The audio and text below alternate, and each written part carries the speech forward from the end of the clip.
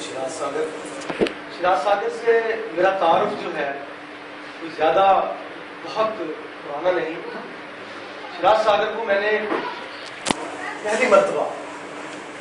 اس کے کومنٹس کی شکل میں، جو کہ اس نے فیس بک پر مختلف ادبی معاملات پر یہ نوجوان دیکھتا تھا، وہ اتنے سخت گیر اور میرا خیال ہے کہ وہ تھے کہ پڑھنے والا کم از کم جو اپنی تخلیق جو فیس بک پر ٹیگ کرتا ہے وہ اس کے لیے مشکل تھا کہ انہیں برداشت کرے. لیکن اس کے یہ بے لاگ تبصرے فیس بک پر جاری رہے اور میں گاہے بگاہے پڑھتا بھی رہا. اور میں سوچتا تھا کہ جو شخص جس کی ادب پر اتنی گہری نگاہ ہے شاعری پر، وہ خود کیسے شاعری کر رہا ہے. پھر ایک دن مجھے موقع ملا شراز سے ملنے کا، اس کے شعر سننے کا. سیالکوٹ میں ایک مشاعرہ، اور شراز کو جب پکارا گیا اور اس نے جب غزل پڑھی،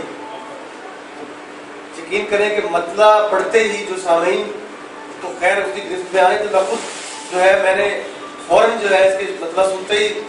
میرے وجود میں اتر گیا. اور میں نے یہ سوچا کہ یہ جو کمنٹس دیتا ہے بلا شبہ جو خود اتنی عمدہ شاعری کر رہا ہے، اس کی نگاہ جو ہے شاعری پر کہاں تک موجود ہے. اور پھر مجھے ایک شعر یاد آیا ہے احمد مشتاق کا کہ نئے دیوانوں کو دیکھیں تو خوشی ہوتی ہے، نئے دیوانوں کو دیکھیں تو خوشی ہوتی ہے، ہم بھی ایسے ہی تھے جب آئے تھے میرا. شراز ساگر سے پھر ایک محبت کا رشتہ قائم ہوا، ایک تعلق قائم ہوا. اس کی غزلیات پڑھنے کا موقع ملا، اس کی شاعری پڑھنے کا موقع ملا، اس کے ساتھ وقت گزارنے کا موقع ملا. میں ابھی بہت سی باتیں شاعری کے حوالے سے کی جا سکتی ہیں، تشریح کی زبان میں مضامین بھی تلاش کیے جا سکتے ہیں، لیکن ایک بات جو بہت اہم میں کبھی کبھی سوچتا ہوں، رفانہ نے اشارہ کیا ایک بات پر، لیکن ایکچوئل اگر آپ دیکھیں کہ خوبصورتیاں جو ہیں کیا وہ کسی پلاننگ کے تحت انسان طے کرتا ہے یا فطرت انہیں جنم دیتی ہے، خود بخود لالے کی بندی کرتی ہے. گلاب جب کھلتا ہے اسے نہیں پتہ ہوتا اپنی خوبصورتی کا، اپنی خوشبو کا. جب پرندے چہکتے ہیں، جب ہوا چلتی ہے، جب سمندر کی لہریں، جب ستارے چمکتے ہیں، چاند، اس جو جتنا بھی کائنات کا حسن ہے، جتنے بھی مظاہر حسن ہیں، ان کے اندر سے یہ حسن، یہ تمام جو حسن کے مظاہر ہیں، یہ کہیں بھی ایسا نہیں ہے کہ کسی نے مشق کر کے، کسی نے محنت کر کے اپنے آپ کو خوبصورت بنایا. یہ حسن کہیں اندر سے پھوٹتا ہے، اور شاعری بھی میں سمجھتا ہوں اندر سے پھوٹتی ہے، اور جب پھوٹنے کے بعد وہ جب کھلتی ہے، اپنا ایک رنگ بکھیرتی ہے، تو پھر لوگوں کے دل میں اترتی ہے. اور بلا شبہ شاعر کبھی محنت سے نہیں بن سکتا. اگر ایسا ہوتا تو بہت سے پی ایچ ڈی لوگ، بہت بڑے بڑے علامہ، ڈاکٹر شعر کہہ سکتے، ایک لائن نہیں لکھ سکتے، ایک مصرع نہیں کہہ سکتے. یہ خدا کی طرف سے خوبصورتی عطا ہوتی ہے، حسن عطا ہوتا ہے، اور یہ کسی کسی کو عطا ہوتا ہے. شراز ساگر کو